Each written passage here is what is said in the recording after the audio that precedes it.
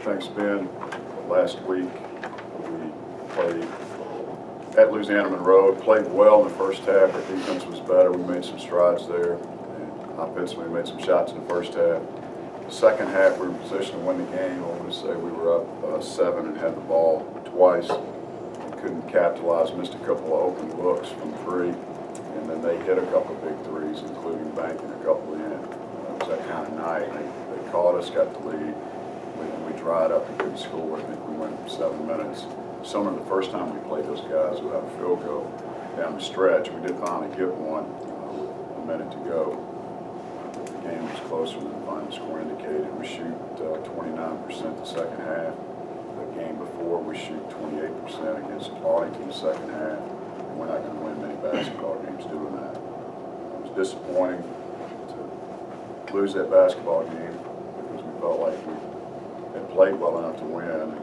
We traveled the next day over to Troy, that close little jaunt down I-20 there, and Highway 80. And about 7.5 hours later, we got in and practiced a little bit, had a short practice. Felt like we were focused. We came out for an afternoon game against Troy, played very well in the first half. Stephen Bronkowski came off the bench and gave us a big boost. He's been practicing very well. He's been shooting the ball very well, and it carried over into the game. He was playing with a lot of confidence. We go up 12 in the first half, had a chance to extend that. We had a turnover right in the half, our second turnover, we had a 5-second count, and let them score. So we made a couple of poor plays there at the half to still go up 6.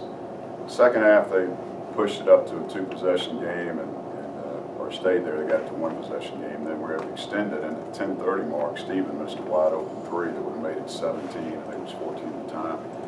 They go down, and we lose Person on back-to-back possessions for 3. He was a really good shooter. So the game was still a 2-possession all the way down to the wire. We played well, and we pushed it out to 8 with a minute 33 to go, I believe. And then make a poor choice. We get trapped in the corner and get a pass stolen. Brian Williams throws one out, gets deflected and scored. They go score. And pretty much they're scoring every time they've got the ball. And our defense was at times like the NBA All-Star game yesterday, for those of you who witnessed that. So next thing you know, we throw the ball in and we get trapped and we get called for travel. They're pressing, and we get called for another travel. And then we bust loose and have a chance to run the clock out with 26 seconds left. Jay takes it to the goal. He tries to lob it to Sean. It's deflected, and they go down and are able to tie the game. Kevin Thomas hits 2 big free throws to tie it. And, we fall behind in the overtime for the first time all game. And I told the team when we got back to Lafayette about 3 in the morning on Sunday that I don't know that they've ever been in a game where you have led for 39 minutes and it's about to wait.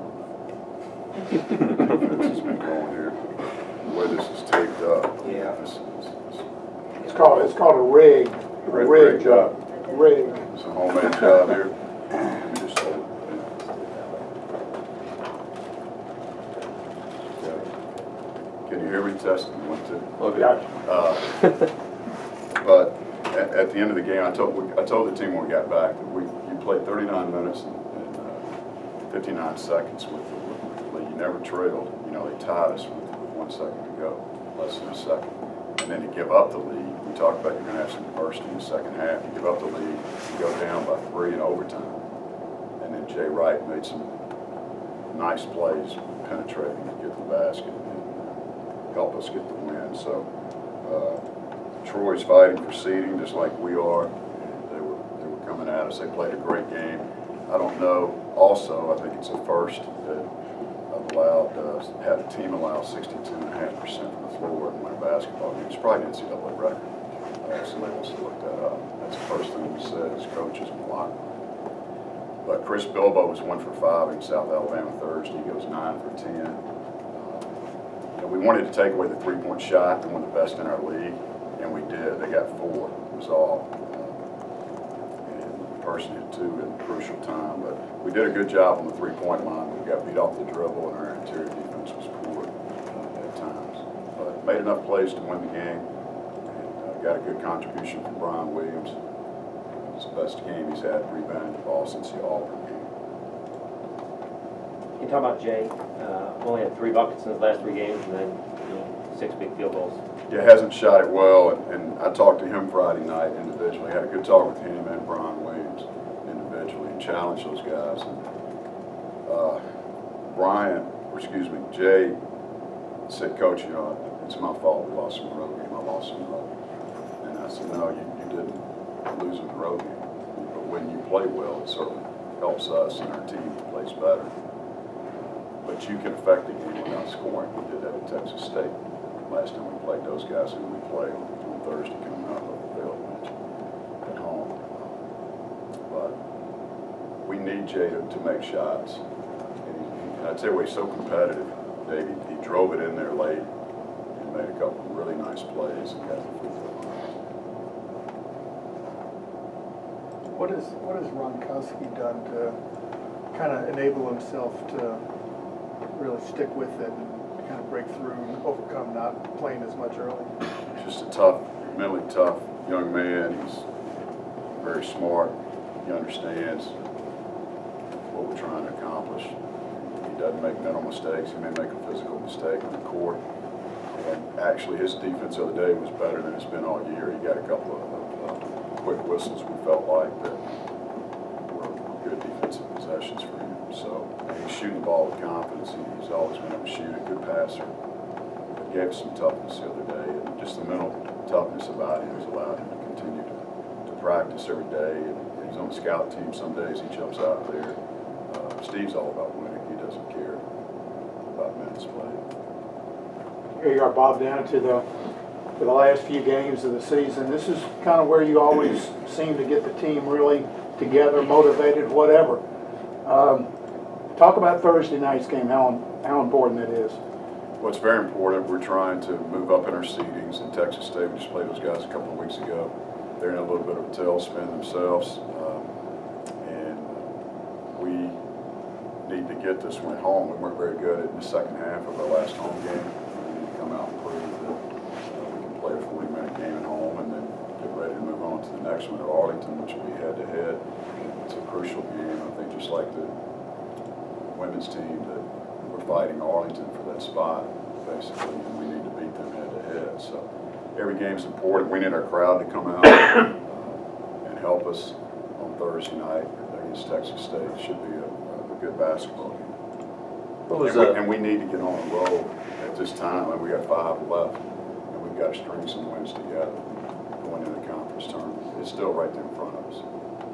What was Brian's reaction like when you took him out of the starting lineup, and what did he do to kind of work his way back and kind of show you that he's... He was disappointed, like most guys. I mean, he's a 5th-year senior. He wants to play. He came here to play, but he's got to do the things necessary to get on the court.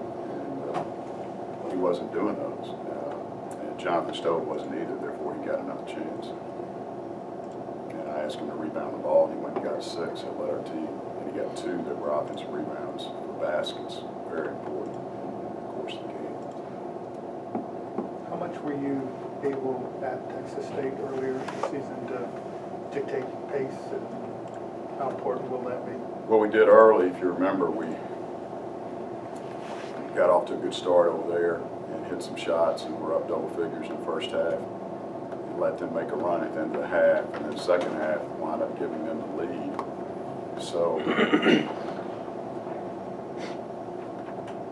we've got to be ready to play against these guys, that's for sure. Hopefully we can make some shots and then defend them a little bit better than we did down the stretch. And Mardi Gras, a really good player.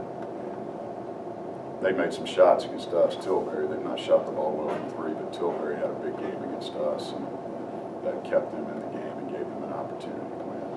Our defense was really good at the end of that game, too. We had a couple of great possessions, and Bryce had a couple of nice blocks, and then we had Jay Wright start us off with a big and-1.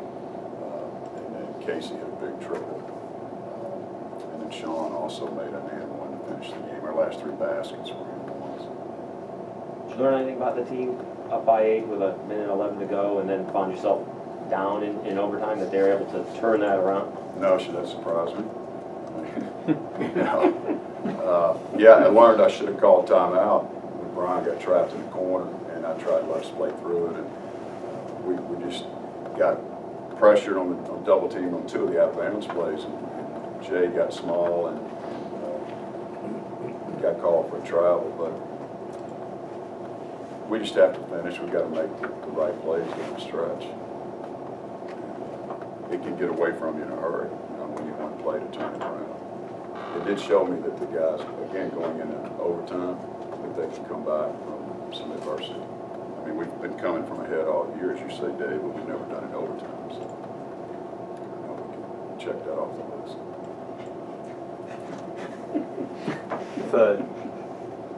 Texas State losing 8 out of their last 9. Does your team need to not pay attention to that at all when they're kind of going into this and look at it as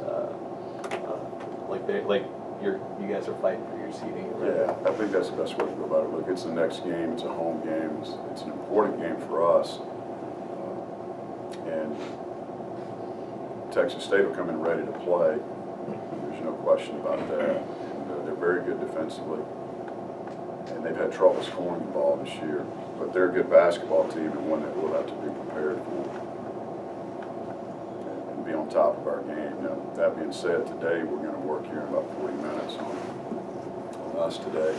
Our preparation, try to clean up some things that we didn't do well the other day. And tomorrow we'll start game prep for Texas State.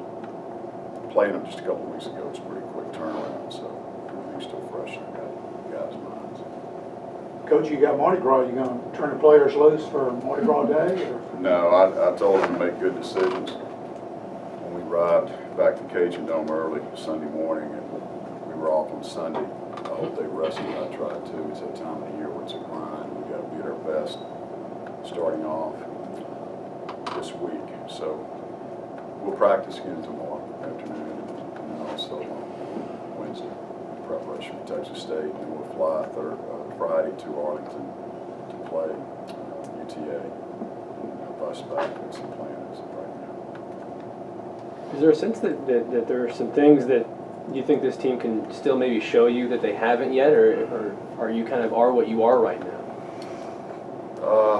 That's a good question. I think that we need to be consistent across the board.